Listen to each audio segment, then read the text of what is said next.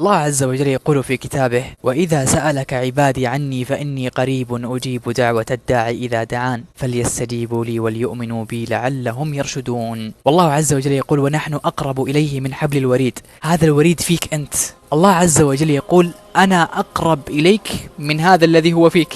الله أكبر. الله عز وجل قريب مني ومنك. أعظم ما في الإنسان وجهه، وخصوصا أنفه وجبهته. فإذا أرغمت أنفك سجودا لله عز وجل وذلا بين يدي الله عز وجل وخضوعا لله عز وجل، وجبهتك تطرحها ذلا بين يدي الله عز وجل وخضوعا لله عز وجل، فإنك تشعر بسعادة عظيمة جدا جدا. تعلم لماذا؟ لأنك قريب من الله عز وجل بشكل يقول صلى الله عليه وسلم: أقرب ما يكون العبد من ربه وهو ساجد فأكثر الدعاء.